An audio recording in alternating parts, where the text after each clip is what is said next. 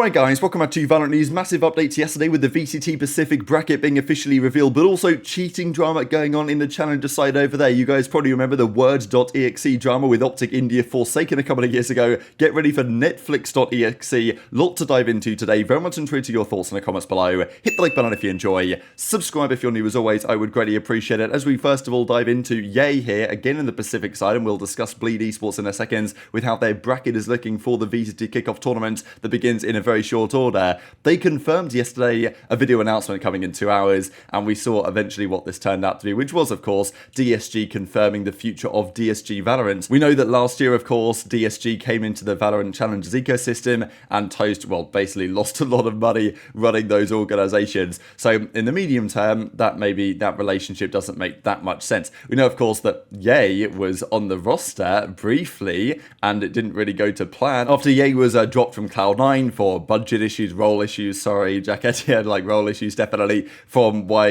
he was gone, and then of course the rumor turned out that he was maybe going to join DSG. He did. It didn't really go to plan. Yay didn't play so well. There was obviously drama behind the scenes, Exalt, and then Steel has definitely come out after the fact and implied that he wasn't so happy with the conduct of Yay during the time on the franchise. Not really a franchise, is it? Disguised esports as it was, but Yay is now obviously at Bleed. So in some ways, they are now back together in some respects, right? Yay's now to Bleed. We don't really know how they're going to do. I know there's been lots of talk about this over the last few days, like, are Bleed actually going to be any good? Because in the Americas, people probably have G2...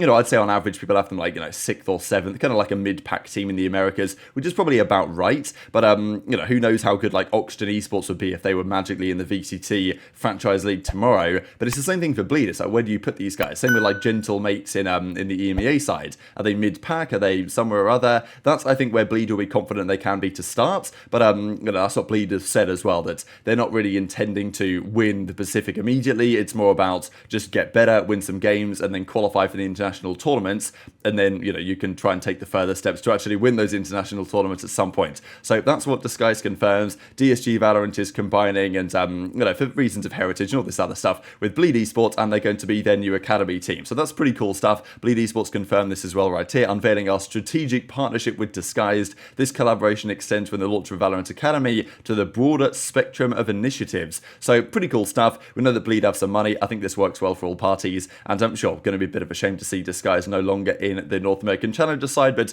it is understandable given the support from Riot to that side and just making sense from a fiscal point of view, I suppose. But we've got to talk about this. So this is the timeline. I believe that's what this word means in Indonesian or something, Jadwal. I believe it just means timetable, schedule, something like that anyway. Correct me if I'm wrong. But this is the setup here for the VCT Pacific, which is the same for other regions as well. The kickoff happens 17th of February. The other regions have a slightly different, dates for the kickoff, but it's pretty similar really. Then Masters 1 in Madrid, 2 of the teams qualify, Stage 1, Masters 2, Stage 2, Champions, no LCQ, as unfortunate as that is. We talked about this the other day. This is also the schedule for the kickoff itself, so the group stages run for 5 days, from the 17th to the 21st. Then there's the final play-in, which runs for the final qualification through to the playoffs, which then happen concluding on the 25th, and it's pretty much the same in the other regions as well, to some degree or another. This, though, is the bracket they've come up with. Now, I just wanted to mention before we actually dive into the brackets, this is what they said the tournament format would look like. If you guys remember this the other day, we had Team 1 here in Group C with Team 10 and 11. We had 2, 3, 4, 5, 6, 7, 8, 9 in Groups A and B respectively, which was a pretty interesting way to do it. This implied seedings, right? I mean, it was kind of clear that seeding 1 would be over here in Group C, and then the rest of the seedings would be kind of, put through the other groups. Now, there was no information on how these seedings would be determined. You might think that, okay, it's, best placing team from the region at Champions. Then you look at the overall season format for last season. But again, this was the concern that guys like FNS had, and for good reason, that, are you really going to give Evil Geniuses in the Americas, for example, a massive advantage being Team 1? Because Team 1 is a huge edge here. You only have to beat Team 10 or 11 to get through as number 1 seed in Group C. And then you just have to beat the number 1 team from Group B, which is theoretically one of the weaker seeds as well, to qualify. So theoretically, Team 1's getting blessed here, regardless of who it is. And do EG deserve that? For having a completely completely different team now, despite obviously winning champions, but the roster is entirely different, all the best players are gone basically? Probably not, but someone's got to be the number 1 seed, which I guess is the problem. But I don't believe that's what this actually is, because they had to maybe come up with a justification for these seedings, but I cannot find a justification for these seedings to be reflected in what we see here. So as we can see, Group C, Paper.exe, number 1 seed, which makes sense. But then the number 10 and 11 seeds are theoretically Gen.G and RRQ, which is interesting, because you'd have thought DFM would have been one of the worst seeds,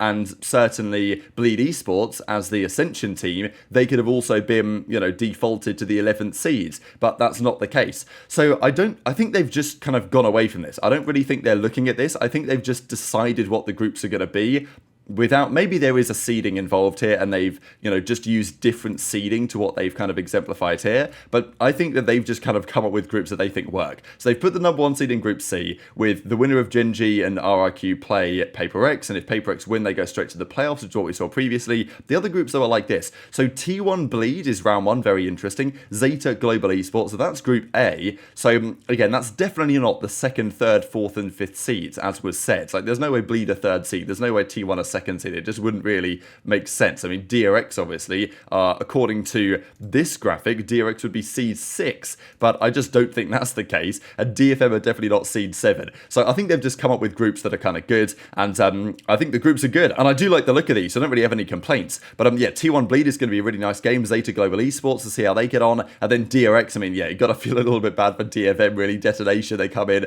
straight away to play DRX in the very first matchup they play of the season. That's pretty tough. And then even Team Secret, they played Talon. Like, theoretically, that's that's a group that those guys will think that they can get through. And then, of course, even if you get through the number 1 seed, you go straight to the playoffs, and then the number 2 seed, basically through the losers brackets, then goes to a play-in, of which only one of those teams will make it through to the playoff. And then when you've got 4 teams left, 3 matches occur to determine who's going to be the winner, but also, of course, who is going to qualify for the international tournament in Masters Madrid. Also, just wanted to clarify quickly that the other day I said that, well, it doesn't really matter so much who wins this tournament, it's more about who comes second, because, second and first both qualify for Masters Madrid. But actually this year, as you guys corrected me, they do have all the points they're giving out for Champions qualification for winning. So actually winning does mean more than it has previously done. So that's a good correction there from Riot to make the finals of this tournament for the playoffs actually more meaningful than they have been previously. But we've got to talk about this big cheating drama, right? Because you simply cannot make some of this stuff up. That is the Pacific, the VCT side. But of course, around the world right now, the Challengers qualifiers are starting to begin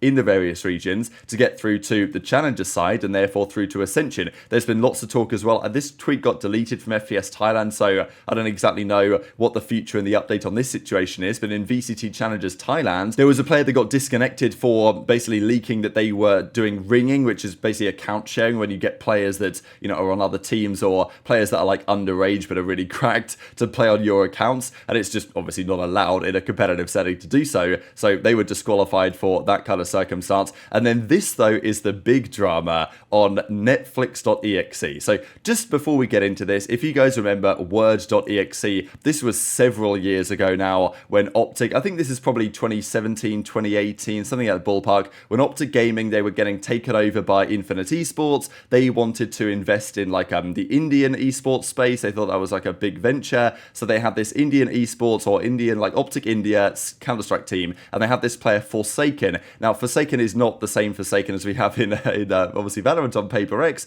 It was a different, I think Forsaken, he just had an O, not a 0 in his name, and a legendary player for all the wrong reasons, when it was spotted here that he had this Word.exe file that he's plugged in a USB on his computer, and this was basically a cheat program that he was trying to use on LAN to beat the other team. So this was exposed. Obviously he was barred from the scene, and it's been very well known for the last several years. But apparently people aren't done trying to get this stuff to happen, because an alleged cheating incident during the qualifier of Challengers ID Split 1, right, in the Indonesian side, the player in question, not exactly sure who the player is, unfortunately, whether it's Forsaken again, back or under a different guise. The player in question is said to have used software labeled Netflix.exe hidden in a folder assumed to contain audio peripheral software. So this is the screenshot right here, and have a look at this. We've got config, we've got this, and then we've got Netflix.exe in this Fantech audio file. So I mean, that is just incredible, isn't it? Can you really make this stuff up anymore? He's continuing on the legacy of Word.exe by going for Netflix.exe this time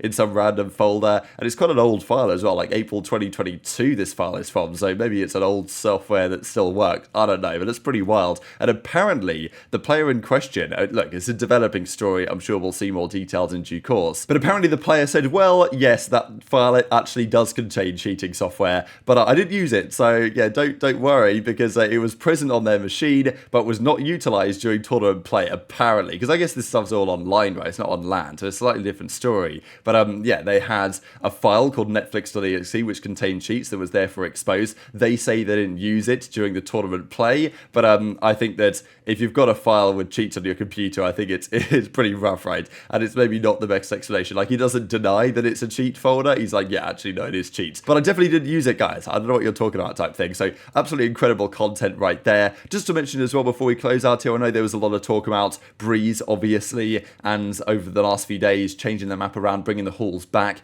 Lots of pros actually liked the fact that the halls were gone, but just the way that they blocked them off made it potentially clear that Riot were considering bringing them back anyway.